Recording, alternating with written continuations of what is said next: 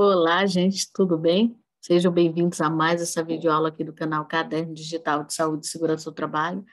Eu sou a Michele Carneiro e hoje, gente, eu vou dar continuidade à nossa aula da Lei 6.514, que trata sobre o capítulo 5, que tem lá como tema Segurança e Medicina do Trabalho.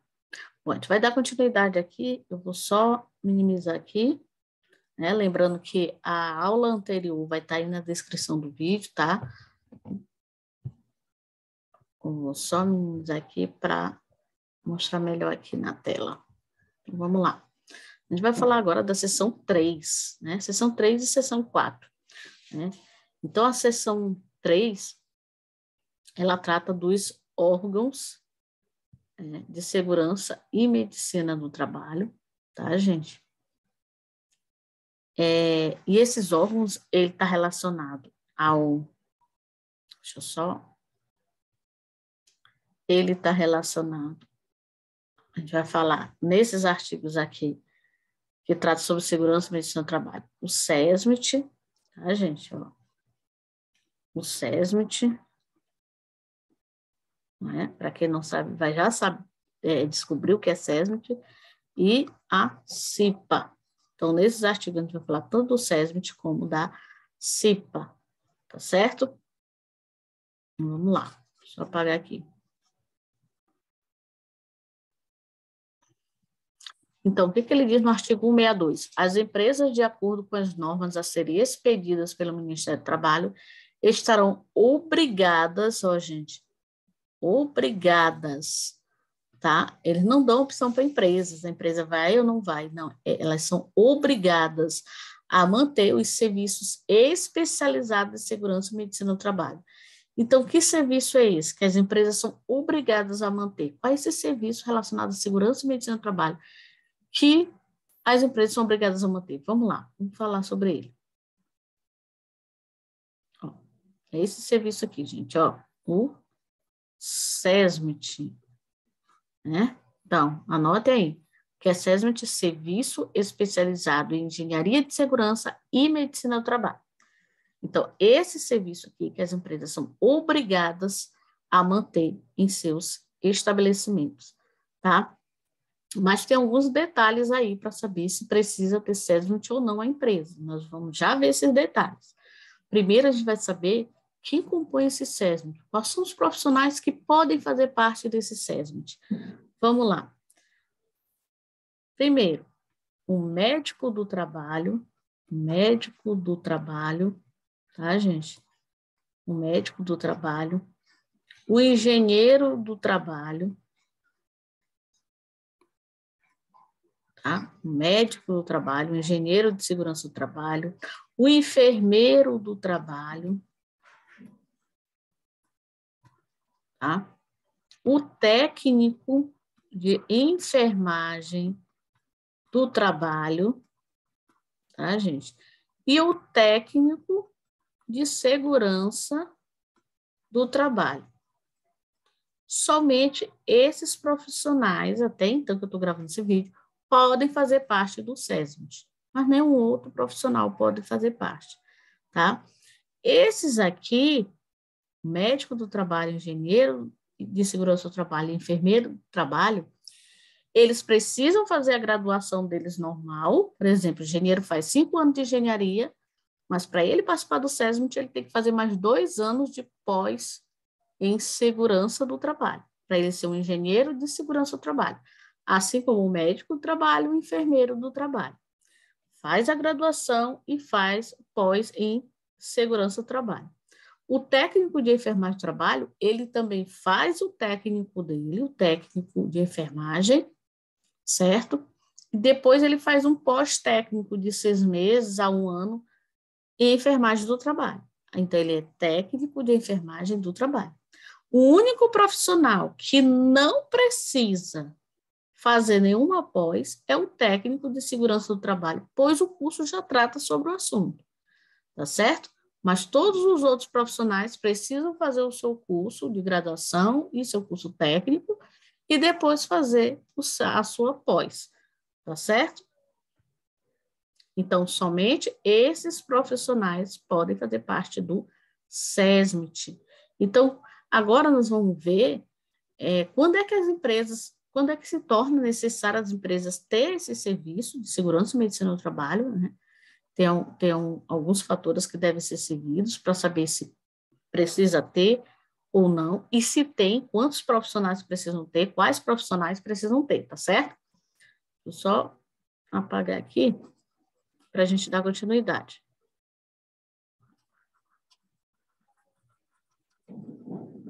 Só um minutinho, tá, gente? Então, vamos lá. O que diz aqui o parágrafo único? As normas a que se refere este artigo estabelecerão. Então, as normas que ele está falando aqui, ó, desse artigo aqui, é a ANR, que trata do SESMIT, gente, que vai explicar melhor, como eu já falei aqui para vocês, que cada artigo desse, ou grupo de artigos, refere-se a uma norma regulamentadora. Esse artigo aqui, né, ele trata do SESMIT, como eu já falei, e ele é a ANR, que trata do SESMIT, é a ANR4, tá, gente? ANR4, tá certo? Então, a ANR que trata do SESMIT é a ANR4. Esse artigo aqui, ele fala, de forma resumida, como eu falei, sobre essa questão do SESMIT, tá? Se quiser saber de forma mais detalhada sobre o Serviço Especializado de Segurança e Medicina do Trabalho, aí a gente recorre à ANR4, tá? Deixa eu só apagar aqui.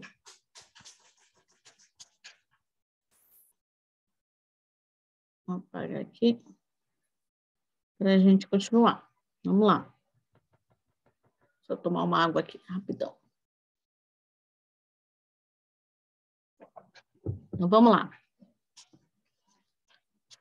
As normas a que se refere este artigo estabelecerão. Então, a NR4, ela vai estabelecer. Se vocês forem lá, vocês vão olhar a questão da classificação das empresas segundo o número de empregados, tá? E a natureza do risco da atividade. Então, na NR4, gente, né, lá ela descreve em seus anexos a classificação, né, das atividades econômicas, né? São várias atividades desenvolvidas no Brasil, então cada uma tem uma classificação, que a gente chama de CNAE, tá? Então tem um códigozinho cada atividade econômica, certo? E ela também vai trazer, né, a questão da natureza do risco, né? Os graus de risco de cada atividade, certo? Nós temos 4 graus de risco, tá? Então, ou a empresa se encaixa no grau de risco 1, ou ela se encaixa no grau de risco 2, ou ela é do grau de risco 3, ou ela é do grau de risco 4. Quanto maior o grau, maior a necessidade de ter os profissionais do SESMIT nessa empresa, tá certo? Então, vamos lá. Michele, como é que eu vou saber essa classificação? Que aí, se a empresa tem grau de risco 1, 2, 3, na NR4, tá? Quando vocês estiverem estudando a NR4, vocês vão saber, né, como dimensionar se a empresa precisa ou não de SESMIT, de quantos profissionais do SESMIT. A gente olha isso na NR4. Ó, a linha B, o número mínimo de profissionais especializados exigido de cada empresa, então a norma vai trazer isso, né, a NR4, esse número mínimo, tá? E a qualificação exigida pelos profissionais. Lá vocês vão verificar qual a qualificação que é exigida para esses profissionais compor o SESMIT, tá? Como eu falei ainda há pouco. As demais características e atribuições também dos serviços especializados de segurança e medicina do trabalho também será encontrado na NR, ó, na NR, gente, na NR4, tá certo? Então, vocês vão encontrar isso na NR4, tá? O quê? Tudo isso aqui, ó, que o artigo trouxe, tá?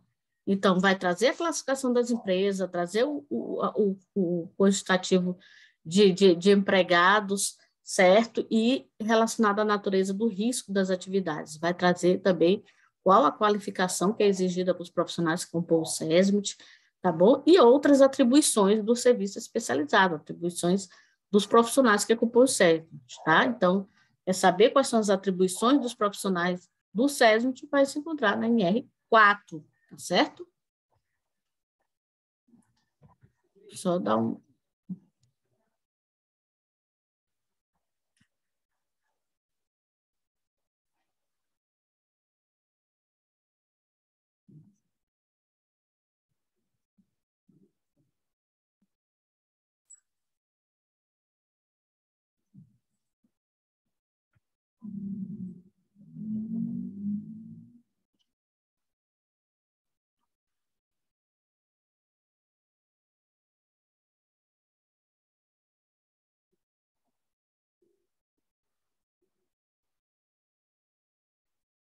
Bom, agora o artigo 163. Vamos estudar o artigo 163. O que ele diz? Será obrigatória a constituição da Comissão Interna de Prevenção de Acidentes do Trabalho. Aqui, gente, nós já vamos falar sobre a CIPA. A CIPA não é mais na NR4, tá? Aqui a gente já falou da NR4, que é o artigo 62. O artigo 63 já vem falando sobre a CIPA, que é a NR5, tá, gente? É a NR5 que trata da CIPA. Só um minuto aqui, gente. Chega a mão um pouquinho para cá.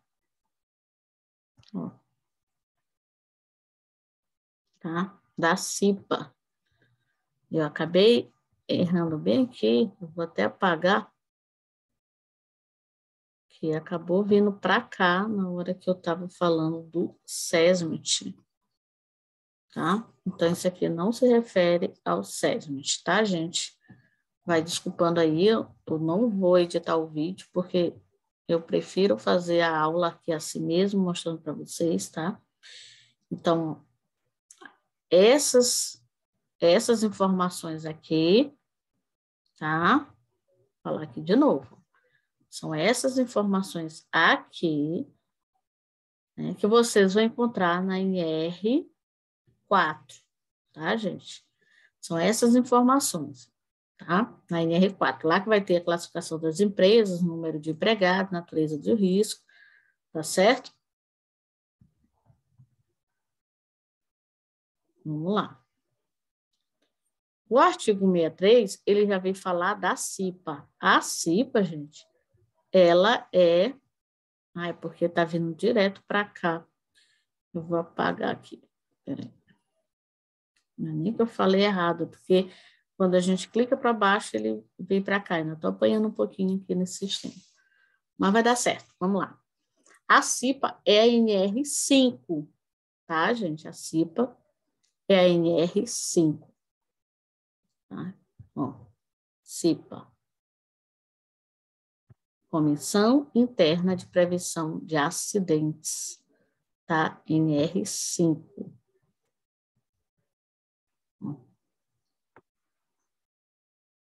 Tá? Então, a NR5 trata da CIPA. O artigo 63, ele vem falar também sobre a CIPA.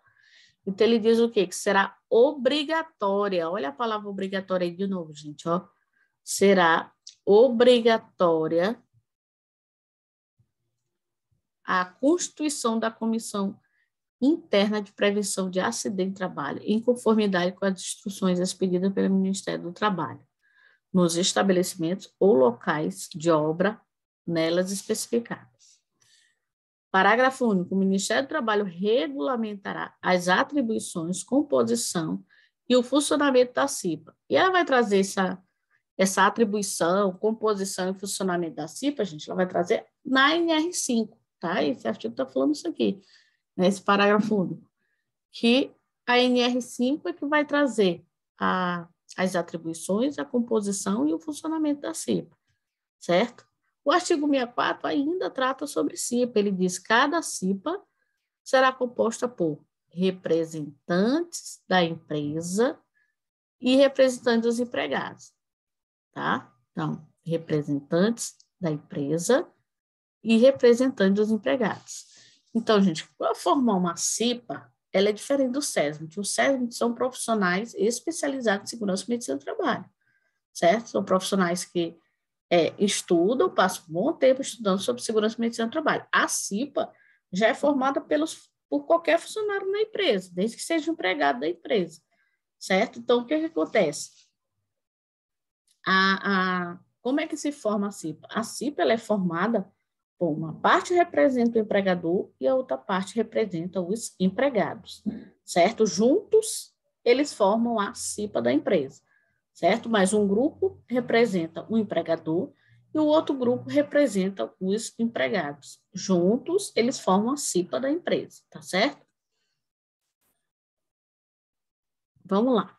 Os representantes dos empregadores titulares e suplentes serão por eles designados, tá, gente? Coloca aí, ó, marquem o representante dos empregadores. Gente, o empregador é ele que vai indicar quem ele quer que participe da CIPA, que represente a empresa, tá? Ele vai designar, ó, eu quero João, Maria e José para representar a empresa na CIPA, certo? Já os representantes dos empregados, eu não disse que é formado por dois grupos, o representante do empregador é o empregador que indica quem vai representar.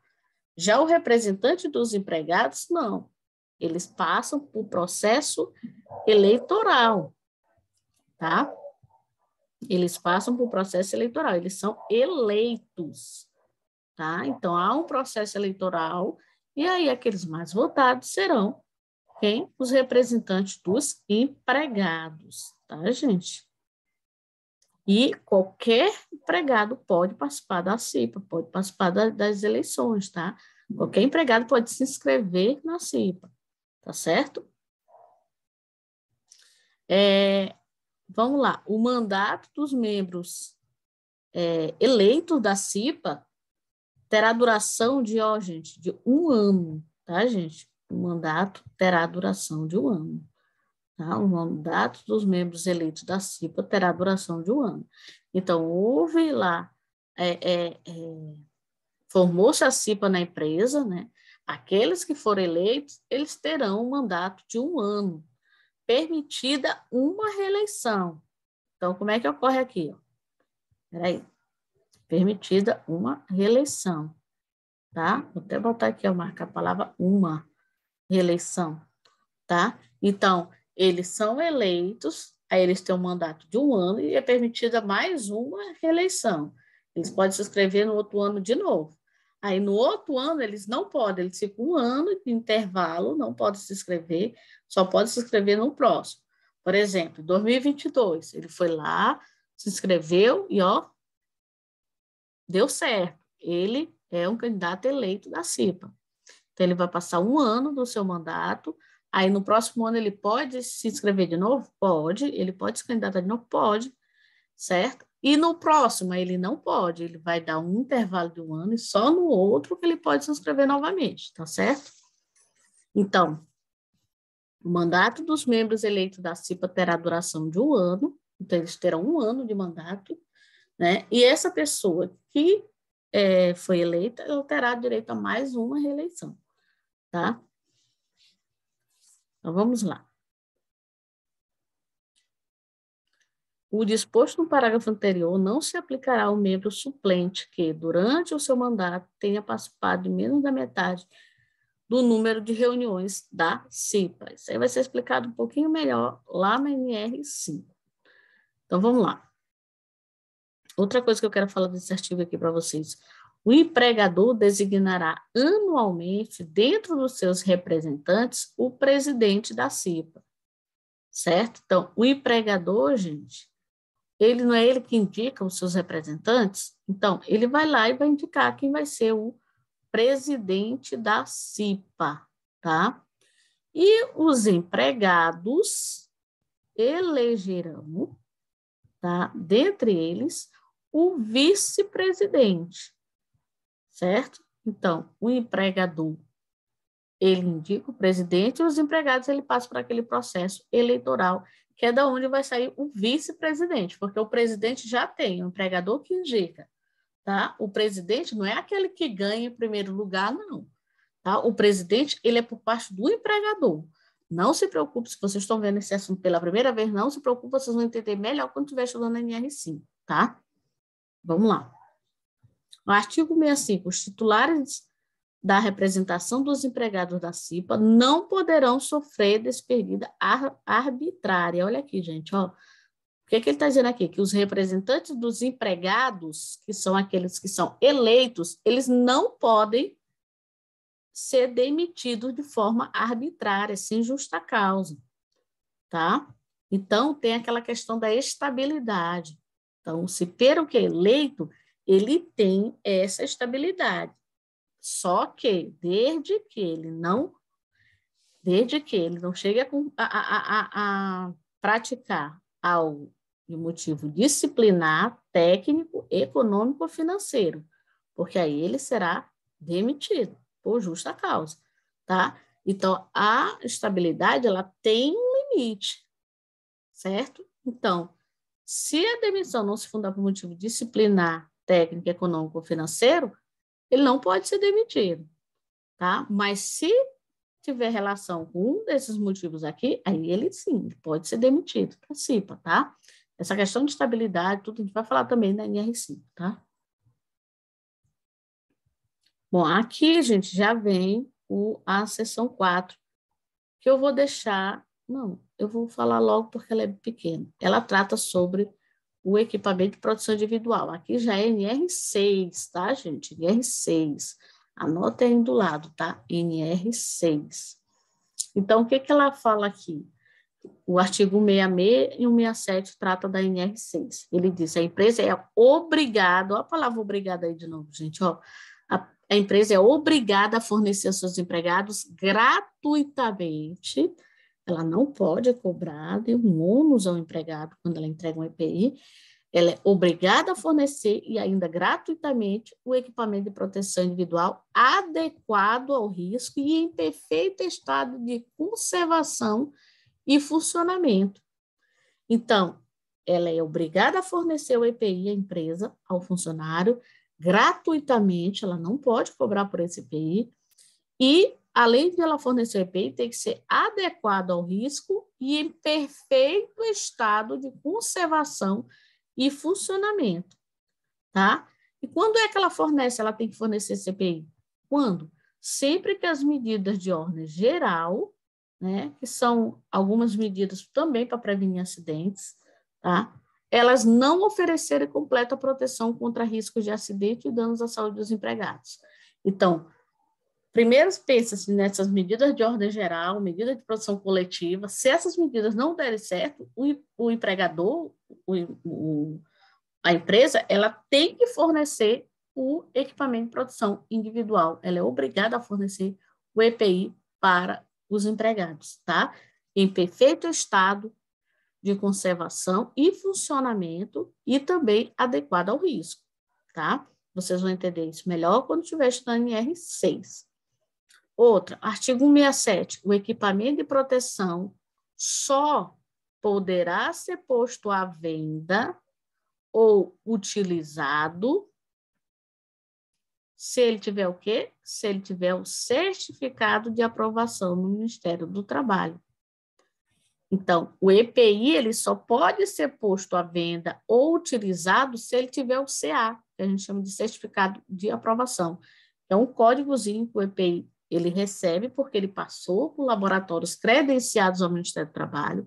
Então, esse código, né, ele mostra que o EPI ele está aprovado para uso, certo? Então, se o EPI ele não tiver esse certificado de aprovação, ele não pode ser posto à venda e nem ser utilizado. Tá certo? Então, vocês vão entender melhor essa questão de EPI na NR6, tá certo? Então, esses são os artigos que tratam da NR6 EPI, tá certo? Então, eu espero que vocês tenham entendido, eu não vou estender muito a aula para não ficar muito grande, né? Eu vou fazer o estudo, assim, de 2 sessões por aula, tá certo? Então, eu espero vocês na próxima aula, deixa o like de vocês, gente, se vocês gostaram do vídeo, tá? Compartilhe com os colegas de vocês e até o próximo vídeo.